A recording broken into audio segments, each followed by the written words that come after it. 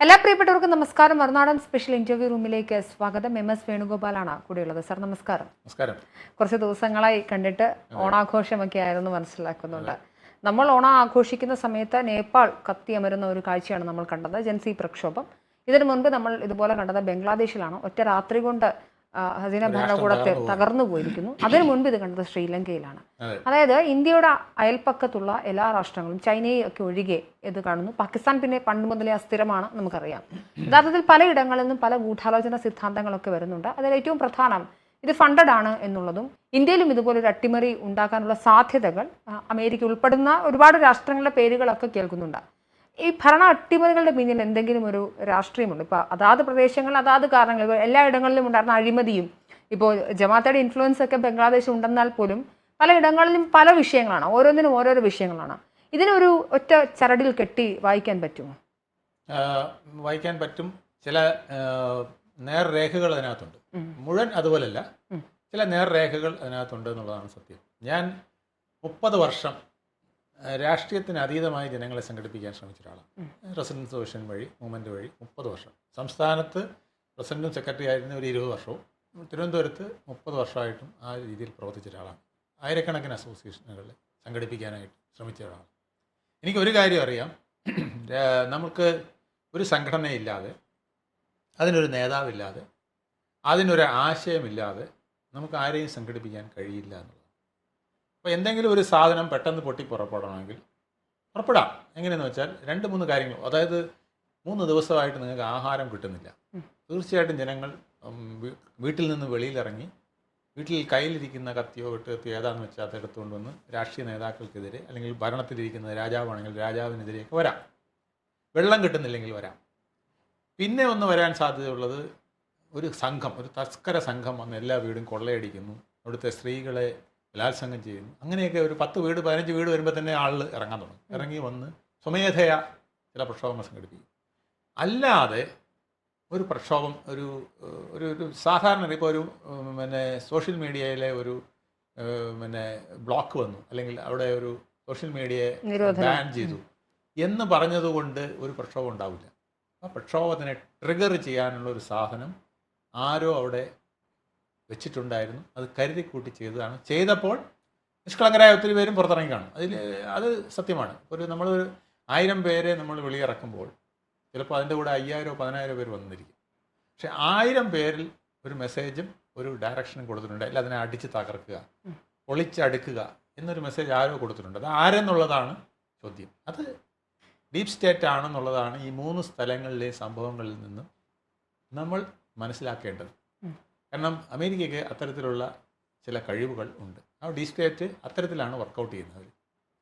നീചമായ ഒത്തിരി പ്രവൃത്തികൾ ചെയ്ത് രാഷ്ട്രീയ അട്ടിമറികൾ നടത്തി അവിടെ ഭരണം പിടിച്ചെടുത്ത്, അല്ലെങ്കിൽ ആ ഭരണത്തിലെ കെയോസിൽ നിന്ന് അവിടുത്തെ ഒരുപാട് കാര്യങ്ങൾ പിടിച്ചെടുത്ത് ഊർജ്ജം ഉൾക്കൊണ്ട് വലുതാകുക എന്നുള്ളത് അമേരിക്കയുടെ ഒരു നയമാണ്.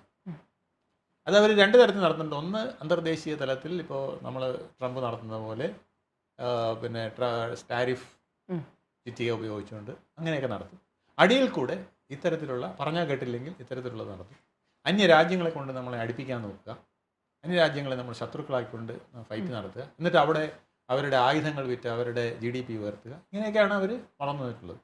അമേരിക്കയുടെ ചരിത്രം തന്നെ അതാണ്. റെഡ് ഇന്ത്യൻസ് എന്ന് പറഞ്ഞ ശുദ്ധരായ ആദിവാസി മനുഷ്യരെ, അമ്പും വില്ലുമായിട്ട് നിന്നവരെ വെടിവെച്ച് നിഷ്കരണം, സ്ത്രീകളും കുട്ടികളും അടക്കമുള്ളവരെ നിഷ്കരണം വെടിവെച്ച് കൊന്നിട്ടാണ് അവിടെ ഈ അമേരിക്കക്കാർ, അവിടെ യൂറോപ്യൻസ് അവിടെ വന്ന് താവളമാക്കി. അങ്ങനത്തെ പൈററ്റ്സ് പോലുള്ള പല വിഭാഗങ്ങൾ ചേർന്ന് ആ ഗ്രൂപ്പിൽപ്പെട്ടവരാണ് അമേരിക്കൻ കമ്മ്യൂണിറ്റി പോലും എന്നാണ് പറയുന്നത്. ആ ഹ്യൂമൻ റേസ് പോലും അതിന് അങ്ങനെ ഒരു ഇതുണ്ട്. അതുകൊണ്ടാണ് അക്രമവാസനയൊക്കെ അവിടെ കൂടുതൽ. കാരണം ആ രീതിയിലുള്ള സ്വഭാവമുള്ളവരുടെ പൈതൃകമാണ് അവർ പിന്തുടരുന്നതെന്നുള്ളതാണ്. അവസാനം നടന്ന ചാർലി ക്രിക്കിൻ്റെ മരണം പോലും അതാണ് നമ്മളെ ബോധ്യപ്പെടുത്തുന്നത്. അവർക്ക് ആരെയും കൊല്ലാൻ പേടിയില്ല, അവർക്ക് ആരെയും കൊല്ലാൻ മടിയില്ല. രാഷ്ട്രീയമായിട്ട് വേണമെങ്കിൽ ചെയ്യും, ബിസിനസ്സിൽ വേണമെങ്കിൽ ചെയ്യും. ബിസിനസ്സിൽ എത്രയോ പേര് തറന്നു. ഓഷോയുടെ മരണം നമ്മൾ കണ്ടിട്ടില്ലേ? ഓഷോ അവിടെ അസാധാരണമായ ഒരു വ്യക്തിത്വമായി വരികയും ഒരുപക്ഷെ ഈ ക്രിസ്ത്യാനിറ്റിയെ പോലും ഉപേക്ഷിച്ചിട്ട് ആളുകൾ ഓഷോയ്ക്ക് പിന്നിൽ അണിനിരക്കുമെന്നോ, അല്ലെങ്കിൽ ദൈവമില്ലാത്ത ഒരു ചിന്തയിലേക്ക് ആളുകളെ കൊണ്ടുപോകുമെന്നൊക്കെ കണ്ടപ്പോൾ അദ്ദേഹത്തിനെ പതുക്കെ ജയിലിൽ പിടിച്ചിട്ട് ജയിലിൽ അദ്ദേഹത്തിന് വിഷം കൊടുത്ത് കൊല്ലുകയായിരുന്നാണ് പറയുന്നത്. അങ്ങനെ ആരെയും നശിപ്പിക്കുന്നതിന് അവിടെ എന്തെങ്കിലും സാധനം ഉയർന്നു വന്നാൽ പക്ഷെ നശിപ്പിക്കുന്നത് ഇതൊക്കെ ഒരു കോൺസ്പിറൻസി തിയറിക്ക് അപ്പുറം ഒരു ഗൂഢസിദ്ധാന്തം. ഒരുപാട് അനുഭവങ്ങളിൽ നിന്നുള്ളതാണ്. കോൺസ്പിറസി മാത്രമല്ല. കാരണം നമ്മളിപ്പോൾ ഓരോ കാര്യങ്ങളും നമ്മൾ നോക്കിയാൽ അറിയാം. പാകിസ്ഥാനിലെ അസ്ഥിരതയുടെ ഒരു ഘടകം എന്ന് പറയുന്നത് USA തന്നെയാണ്. കാരണം അവർക്ക് അഫ്ഗാനിസ്ഥാൻ നഷ്ടപ്പെട്ടപ്പോൾ ഒരു ബേസ് വേണം. അപ്പോൾ അവർ പാകിസ്ഥാനെ അതിനായിട്ട് മെച്ചുറാക്കി കൊണ്ടുവന്നു. വെറും ഒരു പട്ടാളക്കാരനായ അസീം മുനീറിനെ പിന്നെ ട്രംപിൻ്റെ വസതിയിൽ വൈറ്റ് ഹൗസിൽ കൊണ്ടുവന്ന് ഭക്ഷണം കൊടുക്കുന്നു. അവിടെ പട്ടാള മേധാവിക്ക് തുല്യമായ ഒരു സ്റ്റാറ്റസ് കൊടുക്കാവൂ എന്നുള്ളതാണ്. അതായത് ഈ ലോക തത്വമാണ്. അമേരിക്കയിൽ അത് വളരെ കർശനമായിട്ട് നടപ്പിലാക്കുന്നതാണ്. പക്ഷെ അതെല്ലാം മറന്നുകൊണ്ട് പിന്നെ അസീം മുനീറിനെ സ്വീകരിക്കുന്നു. ഇപ്പോൾ ഒരു ബേസ് അവിടെ റെഡിയായി കഴിഞ്ഞു. ഈവൻ നമ്മുടെ മുമ്പ് നടന്ന യുദ്ധത്തിൻ്റെ പിന്നിൽ പോലും അത്തരം ഒരു തിയറി ഉണ്ടോ എന്ന് സംശയിക്കുന്നവരുണ്ട്. ഇത് പ്രധാനമായിട്ടും അടുത്ത ഘട്ടം ഇനി ഉള്ളത് ഇന്ത്യയാണ് എന്നുള്ളതാണ്. ഇപ്പം നമ്പർ 1 ഞാനൊരു കാര്യം പറഞ്ഞിട്ട് നമ്മൾ മറ്റേത് പറയുന്നതിന് മുമ്പായിട്ട് ഒരു കാര്യം പറഞ്ഞിട്ട് ബംഗ്ലാദേശിൽ നടന്നത് സാമ്പത്തിക പ്രതിസന്ധി. തീർച്ചയായിട്ടും സാമ്പത്തിക പ്രതിസന്ധി ആളുകൾക്ക് പ്രശ്നം ഉണ്ടാകുന്നത് തന്നെയാണ്. പക്ഷേ അതൊരു കലാപമായിട്ട് വരുന്നതിന് ആരെങ്കിലും ഒരു ഒരു ഒരു പിന്നെ നിഴൽ രേഖ അവിടെ കൊടുക്കണം.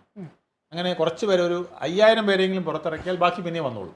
അങ്ങനെ മിനിമം 1000 പേരെങ്കിലും അത്തരത്തിൽ സജ്ജമാക്കി നിർത്തി അവരെ പുറത്തിറക്കിയാൽ അതിൻ്റെ പുറകെ 5000-ഓ 10,000-ഓ 1,00,000 ഒക്കെ വന്നിരിക്കും. അവിടെ ആരത് ചെയ്തു എന്നുള്ളതാണ് ഒരു പ്രശ്നം. രണ്ടാമത് ബംഗ്ലാദേശിൽ നടന്നത് അവിടുത്തെ സംവരണവുമായി ബന്ധപ്പെട്ട പ്രശ്നമാണ്. അപ്പോൾ ആ സംവരണത്തിൻ്റെ പ്രശ്നത്തിൽ യുവാക്കൾ ഇളകി മറിയുന്നു.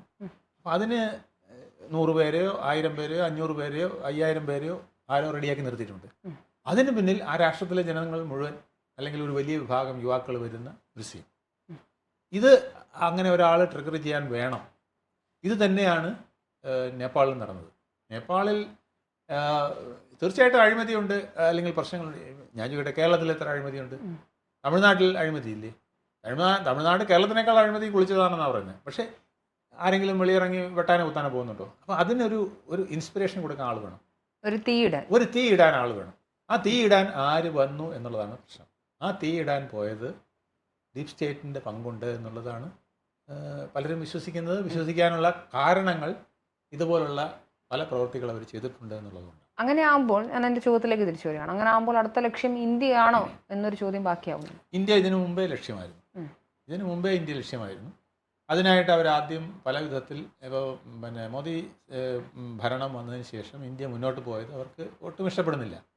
അവർക്കെന്നല്ല, യൂറോപ്പിന് പോലും ഇഷ്ടപ്പെടുന്നില്ല. ഇന്ത്യ ഒരു മൂന്നാം രാഷ്ട്രമായിട്ട് ഇങ്ങനെ കിടക്കണമെന്നും മറ്റുള്ളവർക്കൊപ്പം വരരുതെന്നും അവർക്ക് എക്സ്പ്ലോർ ചെയ്യാൻ പറ്റുന്ന വിധത്തിൽ നമ്മൾ നിന്നു കൊടുക്കണമെന്നുള്ളതായിരുന്നു യൂറോപ്പിൻ്റെയും അമേരിക്കയുടെയും ഒക്കെ ആഗ്രഹം. അതിന് വിരുദ്ധമായിട്ട് നമ്മൾ തേർഡ് വേൾഡ് പവർ ആകുന്നു, നമുക്ക് മുകളിൽ ഇനി ജർമ്മനിയും അമേരിക്കയും ചൈനയും മാത്രമേ ഉള്ളൂ എന്നുള്ളൊരവസ്ഥ വരുന്നു. അപ്പോൾ അവർക്ക് ഭയമാണത്.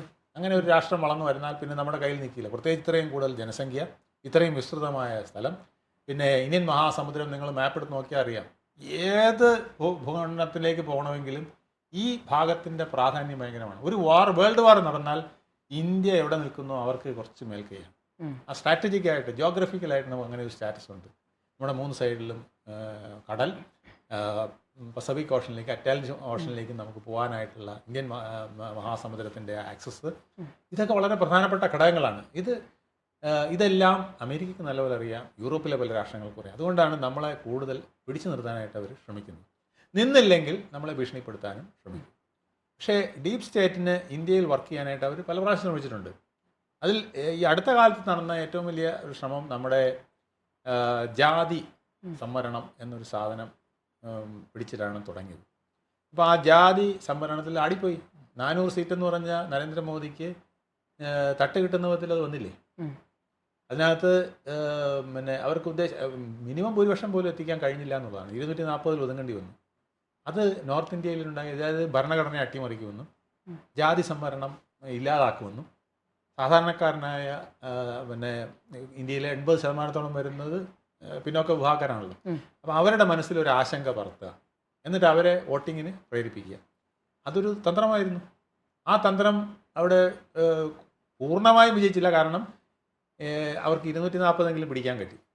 അതിനോടൊപ്പം അവർ ചന്ദ്രബാബു നായിഡുവിൻ്റെ നിതീഷ് കുമാറിൻ്റെയുമായിട്ടൊരു പ്രീ ഇലക്ഷൻ ഒരു ഒരു കോൺട്രാക്ട് ഉണ്ടാക്കിയിരുന്നു, അല്ലെങ്കിൽ ഒരു മുന്നണി ഉണ്ടാക്കിയിരുന്നു. ആ മുന്നണി ഉണ്ടാക്കിയില്ലെങ്കിൽ തള്ളിപ്പോയാൻ. കാരണം ഇവരെ ഇങ്ങോട്ട് വരാൻ പിന്നെ സമ്മതിക്കില്ല. ഇവിടെ 240 ഉള്ളൂ, അപ്പുറത്ത് തന്നെ കൂടുതലുണ്ടെന്ന് പറഞ്ഞിട്ട് ഇവരെ അപ്പുറത്താക്കി സംഗതി വേറെ മിനിസ്ട്രി വന്നു പോയേനെ. പക്ഷെ അത് ബുദ്ധിപൂർവ്വം എന്തായാലും ഈ 400 പറഞ്ഞെങ്കിലും നരേന്ദ്രമോദിയും അമിത്ഷായും ഈ രണ്ടുപേരെയും കയ്യിലാക്കി വെച്ചു. ആന്ധ്രയിൽ ചന്ദ്രബാബു നായിഡുവിനെയും നിതീഷ് കുമാറിനെയും ബീഹാറിൽ നിന്ന്. അതുകൊണ്ട് അവർക്ക് അറ്റപ്പറ്റ 298 പിടിച്ച് നിർത്താൻ കഴിഞ്ഞു ആ മുന്നണിക്ക്. അതുകൊണ്ടാണ് ഭരണം വന്നത്. പിന്നെ പ്രസിഡന്റ് കയ്യിലുള്ളതുകൊണ്ട്. പ്രസിഡന്റ് ഇതല്ലായിരുന്നെങ്കിൽ വിഷയം മാറിയനെ, സംഗതി കൺഫ്യൂഷൻ ആക്കും. അപ്പുറത്തും ഇപ്പുറത്തുനിന്നും വടംവലിയും പ്രശ്നങ്ങളും ഒക്കെ വന്ന് വേറെ പ്രശ്നം വരും. ഇത് പ്രസിഡന്റും കൂടെ ഇതായതുകൊണ്ട് ഉടനെ തന്നെ ഏറ്റവും കൂടുതൽ പിന്നെ ഉള്ള പാർട്ടിയുടെ ആളെന്നുള്ള നിലയ്ക്ക് 240 സീറ്റുള്ള നരേന്ദ്രമോദിയെ ക്ഷണിച്ചു. അങ്ങനെ പിന്നെ മന്ത്രിസഭ ഉണ്ടായി. ഇല്ലെങ്കിൽ തിരിഞ്ഞു പോയാനെ. ഇത് കഴിഞ്ഞ് രണ്ടാമതൊരു പ്രശ്നം ഉണ്ടാക്കിയത് പിന്നെ നമ്മുടെ പ്രതിപക്ഷ നേതാവ് വളരെ വ്യക്തമായിട്ട് പറഞ്ഞു, ജാതി സെൻസസ് നടത്തണം. ജാതി സെൻസസ് നടത്തിയാൽ ശരിക്കുണ്ടാകുന്ന പ്രശ്നം എന്ന് വെച്ചാൽ ഇന്ത്യയിൽ പിന്നെ 3000-ഓളം ജാതികളും ഉപജാതികൾ അതിനൊക്കെ കൂടും. 3000-ഓളം വരുന്ന ജാതി വിഭാഗങ്ങൾ, ഇവയെ തരംതിരിക്കുമ്പോൾ തന്നെ ഒരുപാട് പ്രശ്നങ്ങളുണ്ടാകും. ഇവരുടെയൊക്കെ തലനാര കീറി പിന്നെ നമ്മൾ കണക്കെടുക്കാൻ പോവാണ്.